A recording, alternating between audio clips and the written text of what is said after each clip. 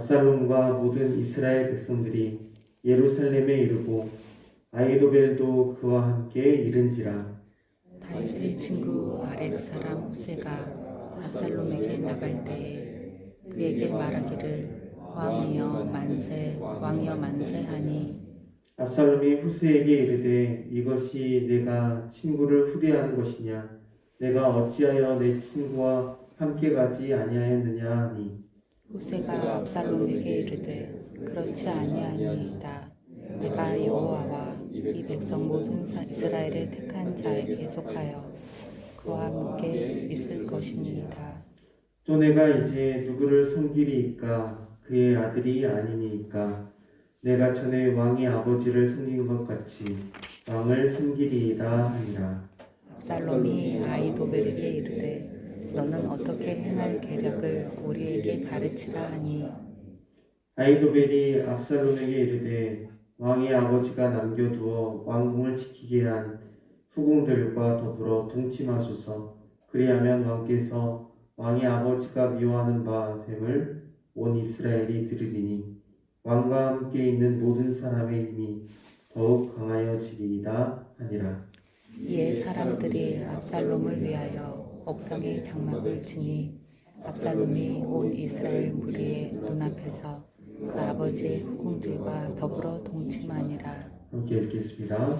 그때 아히도벨이 베푸는 계략은 사람이 하나님께 물어서 받은 말씀과 같은 것이라. 아히도벨의 모든 계략은 다윗에게나 압살롬에게나 그와 같이 여겨졌더라. 아멘. 타락한 지도자들도 처음부터 그릇된 행동을 일삼지는 않았을 것입니다.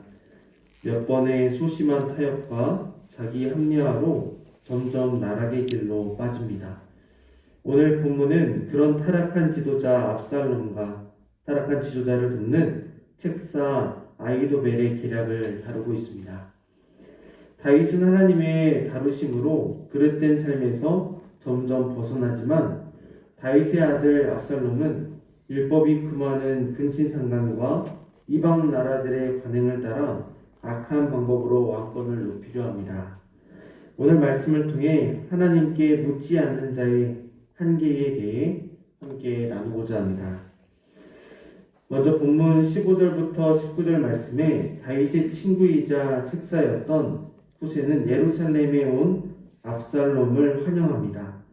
후세는 마치 자기 밥그릇을 챙기기 위해서 다윗을 버리고 압살롬에게 아부하는 것처럼 보입니다. 19절 말씀을 함께 읽겠습니다. 본문 19절 말씀 읽습니다. 또 내가 이제 누구를 섬기리까? 그의 아들이 아니니까. 내가 전에 왕의 아버지를 섬긴 것 같이 왕을 섬기리라 하니라. 아멘. 이처럼 후세는 처세술에 굉장히 능한 사람이었습니다. 압살롬이 다윗의 자리를 차지하자 이제 다윗을 섬겼던 것처럼 압살롬을 섬기겠다고 말합니다. 그런데 오늘 본문에서 후세를 소개할 때 16절 말씀에 보면 다윗의 친구 아렉 사람 후세가 라고 기록하고 있습니다. 후세는 비록 처세술에 능해서 압살롬을 환영하고 있었지만 후세는 여전히 다윗의 친구였다라는 것입니다. 지금 후세가 압살롬에게 충성을 맹세해서 투항하는 것처럼 보이지만 이것은 진짜가 아니라 거짓 투항입니다. 이를 알 리 없는 압살롬은 후세의 환영에 조금은 의심했지만 후세가 압살롬에게 충성을 맹세하자 속아 넘어갔습니다. 자신이 속아 넘어간 것도 알지 못한 채 아버지의 친구였던 후세까지도 자신과 함께한다는 것에 의기양양했고 많은 신하들과 탁월한 책사들이 함께 있으니 왕위가 견고하게 세워질 것이라고 생각했습니다. 하지만 압살롬은 하나님께 묻지 않는 자의 한계를 보여줍니다. 하나님을 의지하지 않고 자신의 힘과 능력을 의지하는 사람의 한계는 하나님이 함께 하시는 진정한 왕위를 세울 수 없다는 것입니다. 성도는 세상 가운데 하나님을 섬기는 사람입니다. 힘의 논리에 따라 움직이는 세상 사람들과는 다릅니다. 세상 사람들이 힘의 논리에 움직인다면 성도는 하나님의 뜻에 따라 움직이는 사람이 성도입니다. 본문 말씀처럼 후세가 하나님이 선택한 자와 함께 하겠다고 말합니다. 세상 사람들은 힘이 센 압살롬과 같은 사람을 따라갈 것이지만 하지만 성도는 힘센 사람이 아니라 하나님께서 택한 사람을 섬기고 사랑해야 된다는 것입니다. 그러므로 우리 모두는 하나님께서 세우신 사람을 섬기고 사랑하며 세상의 힘의 논리가 아니라 하나님의 섭리와 말씀에 집중할 수 있는 우리 모두가 될 수 있기를 바랍니다. 이어서 본문 20절과 23절 말씀에 압살롬은 아히도벨의 계략을 따라갑니다. 하나님께 묻지 아니하니 하나님의 뜻에 관심이 없습니다. 다만 자신의 왕권을 강화할 철저한 계략만 있으면 된다라고 그릇된 생각을 합니다. 아히도벨은 그런 타락한 지도자에게 왕권을 강화할 수 있는 방법으로 아버지의 후궁과 동침하라고 의견을 내놓습니다.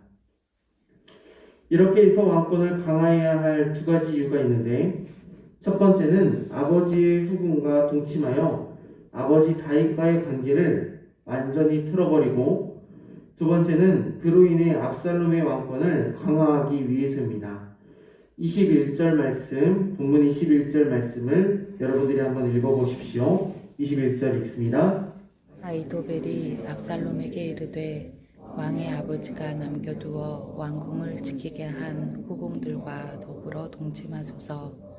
그리하면 왕께서 왕의 아버지가 미워하는 바 됨을 온 이스라엘이 들으리니 왕과 함께 있는 모든 사람의 힘이 더욱 강하여지리이다 하니라. 왕이 후궁들과 동침하는 것을 통해 다윗 왕권이 새로운 왕이 등장했음을 알리는 것입니다. 또한 민심을 완전히 돌아서게 하기 위해서 이렇게 공개적으로 여러 이방 왕들과 같이 하라고 책사는 제안한 것입니다. 그렇게만 한다면 아버지가 미워하는 바 됨을 온 이스라엘이 들을 것이고 왕은 더욱 강하여지리라 라고 말합니다. 가히 아히도벨의 계략은 하나님의 계시라 불릴 정도로 타락한 지도자를 만들기에 탁월했습니다. 당시 왕은 외교와 주변 강국들과의 동맹으로 첩을 많이 두었는데 다윗도 그 중에 한 사람이었습니다. 압살롬은 민심을 돌리기 위해서 또한 자신의 왕권을 세우기 위해서라도 아히도벨의 계략을 거절할 이유가 없었습니다. 심지어 율법에서도 그만 일을 계략이라고 펼쳐놓는데도 압살롬은 그것을 거부하지 않고 그대로 수용합니다. 아히도벨의 말은 하나님의 계시라 불릴 정도로 민심을 돌리기에 탁월했을지는 모르지만 아무리 탁월한 계시라 해도 그 말이 하나님의 계시, 즉 하나님의 말씀이 될 수는 없습니다. 이처럼 타락한 지도자 압살롬은 계략을 행동으로 옮기면서 아버지 다윗이 미워할 만한 짓과 자신의 왕권을 위해 온 이스라엘의 무리의 눈앞에서 그 아버지의 후궁들과 더불어 동침하고 맙니다. 공개적인 장소에서 다윗의 첩들이 강간을 당하게 되는데 이것은 1차적으로 나단 선지자의 예언이 문자적으로 성취되었음을 말합니다. 사무엘하 12장 11절에서 12절 말씀에 여호와께서 또 이와 같이 이르시기를 보라 내가 너와 내 집에 재앙을 일으키고 내가 내 눈에서 내 아내를 빼앗아 내 이웃들에게 주리니 그 사람들이 내 아내들과 더불어 백주에 동침하리라. 너는 은밀히 행하였으나 나는 온 이스라엘 앞에서 백주의 이 일을 행하리라 하셨나이다 하니 하고 사무엘하 12장 11절에서 12절에 기록하고 있습니다. 다윗은 하나님 앞에 회개했지만 그럼에도 불구하고 하나님의 말씀은 말씀하신 그대로 이루어집니다. 또한 다윗의 후궁 강간 사건으로 2차적으로는 암논이 다말을 강간했던 것에 대한 보복이기도 합니다. 다윗이 암논과 다말의 강간 사건에 일조하지 않았더라면 이러한 일도 일어나지 않았을 것이고 압살롬이 다윗을 죽이려고 하지도 않았을 것이기 때문에 2차적으로는 이러한 것들이 이루어진 것이라는 것입니다. 이처럼 다윗의 무책임한 행동은 딸 다말의 강간에 이어 자신의 후궁까지도 강간당하는 일로 이어지고 있음을 오늘 본문을 통해서 알 수 있습니다. 하나님께 묻지 않는 자의 결과는 이와 같이 비참합니다. 아버지와 자식 간에 용서할 수 없는 미움에 사로잡힐 뿐 아니라 또 하나님의 뜻을 거슬러 그릇된 왕위를 이어가려고 하는 압살롬은 하나님의 심판을 피할 수 없습니다.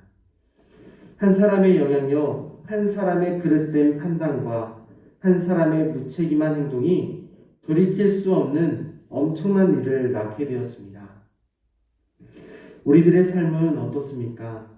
무엇을 선택하기에 앞서 하나님께 여쭙고 그릇된 판단을 하지 않기 위해서 하나님의 말씀에 집중하고 있습니까?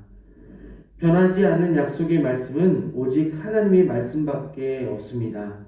아무리 좋아 보이고 듣기에 좋아 보이는 말도, 아무리 변하지 않는 것 같은 말도 언제 그랬냐는 듯이 책임질 수 없는 말로 변하는 것이 유한한 사람의 말의 특징입니다. 따라서 저와 여러분들은 어떤 상황, 어떤 환경 가운데 있을지라도 사람을 의지하거나 사람에게 좋게 보이려고 힘쓰는 그릇된 행동과 마음은 피해야 할 줄 믿습니다. 갈라디아서 1장 10절 말씀에 이렇게 기록합니다. 이제 내가 사람에게 좋게 하랴, 하나님께 좋게 하랴, 사람들에게 기쁨을 구하랴. 내가 지금까지 사람들의 기쁨을 구하였다면 그리스도의 종이 아니니라 라고 말합니다. 그리스도의 종은 하나님의 기쁨을 구하는 사람임을 믿을 수 있기를 바랍니다. 말씀을 마치면서 하나님께 묻지 않는 자의 한계를 다윗과 압살롬을 통해 살펴보았습니다. 자신의 힘으로 지킬 수 있는 것은 아무것도 없다는 사실과 다윗의 왕위도 그랬고 다윗의 후궁도 마찬가지였음을 오늘 본문을 통해서 알 수 있었습니다. 또한 압살롬도 마찬가지입니다. 하나님을 의지하지 않고 자신의 그릇된 욕망에 사로잡힌 사람은 결국 하나님께 묻지 않는 자의 한계를 맞게 됩니다. 따라서 우리 광주 영광교회 저를 포함한 모든 성도님들은 다윗과 압살롬과 같은 그릇된 일을 범하지 않도록 늘 하나님께 기도하며 하나님께 여쭙고 하나님의 말씀을 따라 살며 하나님을 경외하는 삶, 하나님 중심된 삶 살 수 있기를 간절히 소망합니다. 기도하겠습니다. 하나님 아버지, 오늘도 사무엘하 말씀을 통해서 그릇된 삶과 하나님께 묻지 않는 자가 겪는 비극에 대해 말씀하여 주시니 감사합니다. 말씀을 신실하게 이루시는 하나님 앞에 결코 그릇된 죄를 범하지 않도록 늘 말씀 가운데 껴있게 하여 주옵소서. 아무리 좋아 보이는 말이라도 하나님의 말씀만 따르게 하여 주시고 하나님을 경외하며 하나님께 묻고 의지하는 인생, 의지하는 삶 살게 하여 주옵소서. 오늘도 주님 주신 말씀 붙잡고 기도의 자리로 나아갑니다. 회개할 것 있다면 회개하게 하시고 깨닫지 못한 그릇된 모습이 있다면 돌이키게 하셔서 하나님의 귀한 백성으로 오늘도 말씀 가지고 승리하며 살아갈 수 있도록 인도하여 주옵소서. 예수 그리스도의 이름으로 기도드렸습니다. 아멘.